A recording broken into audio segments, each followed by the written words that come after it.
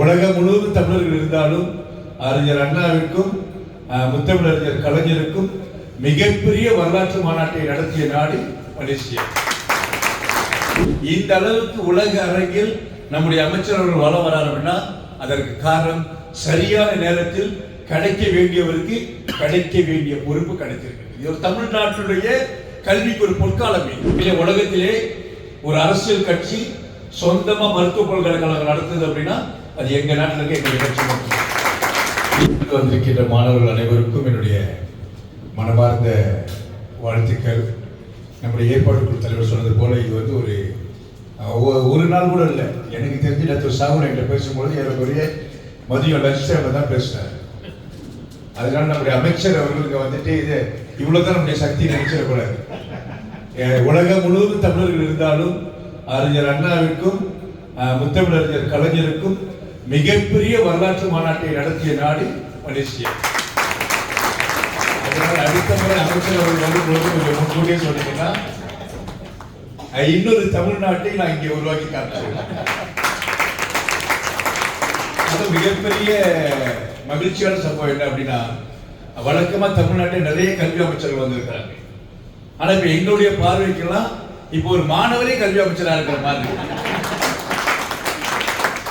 அதாவது அமைச்சர்கள் என்பவர் ஒரு அமைச்சர்கள் வந்து நீங்க பாத்தீங்கன்னா பதவி எப்போ போகும் எப்போ வரும்னு தெரியாது.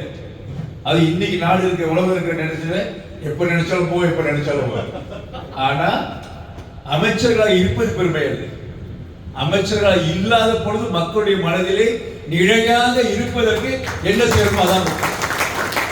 நான் நினைக்கிறேன் இந்த மாணவர்களாக பார்க்கும் பொழுது இந்த காட்டில் எந்த மூங்கில் புல்லாக்குள்ள என்பது போல இன்னொரு 20-30 ஆண்டுகளுக்கு பிறகு இவர்கள் எத்தனையோ பேர் கலெக்டர்களாக ஆணையர்களாக உயர் அரசு அதிகாரிகளாக இருப்பாங்க. ஆனா அவர்கள் எதை மறந்தாலும் அவருடைய வாழ்க்கையில் மறக்க முடியாத ஒரு சம்பவம், நான் மாணவனாக இருந்த பொழுது எங்கள் நாட்டுடைய கல்வி அமைச்சரோடு நான் மலேசிய மண்ணுக்கு சென்றேன் என்பது வாழ்க்கை.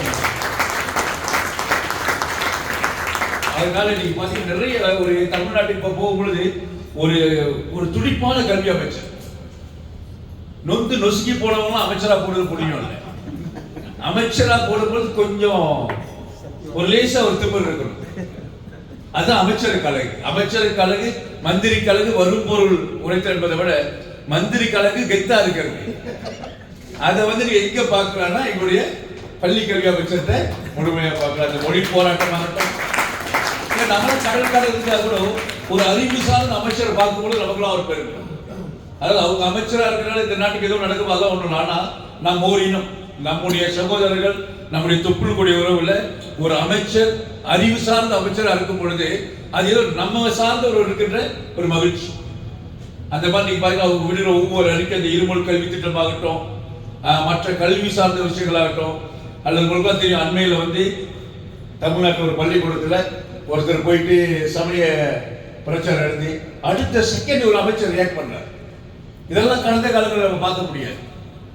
அதுக்கு காரணம் ஏன் அப்படின்னா ஒரு மாணவர் அமைச்சராக தமிழ்நாட்டில் போயிருக்காரு. இந்த உட்காந்து வச்சு அமைச்சர் சொல்றாங்க, அவருக்கு அங்க உட்கார வச்சு பாருங்க தொகையை கொடுத்து யாரோ ஒரு 10 மாணவர்கள் அவர் ஒருத்தரா. அதற்கு காரணம் ஏன்னா நமக்கு வந்து ரொம்ப முக்கியமான விஷயம், சில விஷயங்கள் நம்ம இளமையா இருக்கும் போது தான் கிடைக்கும். பதவி, பணம், பெருமை, திருமணம், இதெல்லாம் இளமையா இருக்கும்போது நடந்தா தான் நமக்கும் பெருமை அதுக்கும் பெருமை. இன்றைக்கு இந்த அளவுக்கு உலக அரங்கில் நம்முடைய அமைச்சர்கள் வளம் வரார் அப்படின்னா அதற்கு காரணம் சரியான நேரத்தில் கிடைக்க வேண்டியவருக்கு கிடைக்க வேண்டிய பொறுப்பு கிடைத்திருக்கு. இது ஒரு தமிழ்நாட்டுடைய கல்விக்கு ஒரு பொற்காலமே. தொடர்ந்து அவர் நீண்டவர். அது மட்டுமல்ல, அது இதை தாண்டி நீங்க பாத்தீங்கன்னா அப்படியே அடிக்கிட்டே போலாம். அவருடைய பாரம்பரியம் வெறும் சாதாரண திமுக அப்படின்னு சொல்றதை விட அதை தாண்டி அவருடைய தாத்தா, அவருடைய தகப்பனார், இன்று அமைச்சர் அப்படின்ட்டு 3 தலைமுறை எனக்கு பழக்கம். இந்த 3 தலைமுறை தொடர்ந்து திராவிட கழகத்தோடு வாழ்ந்தாலும் வீழ்ந்தாலும் இந்த கழகம் தான் எங்களுடைய ஆணிவேர் என்று ஒரு பின்னி பிணைந்து விசுவாசம் அப்படின்னா அது ஒரு மிகப்பெரிய எடுத்துக்காட்டு.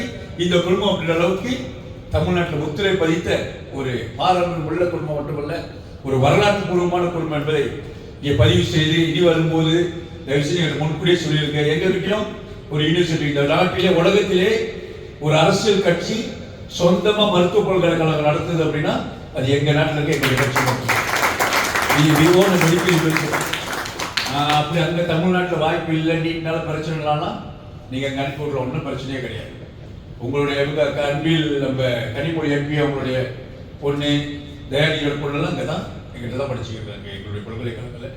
எதுக்காக தேவைப்பட்டால் தமிழ்நாட்டுடைய கல்வி அமைச்சோடு ஒப்பந்தம் செய்வதற்கும் நாங்கள் தயாராக இருக்கின்றோம். இந்த கல்வி மேம்பாட்டு திட்டத்தில் என்பதை மட்டும் சொல்லி அமைச்சர் அவர்கள் மீண்டும் வருக வர வேண்டும். உங்கள் அனைவருடைய சார்பிலும் வரவேற்று நன்றி கூறி முடிக்கின்றேன். நன்றி.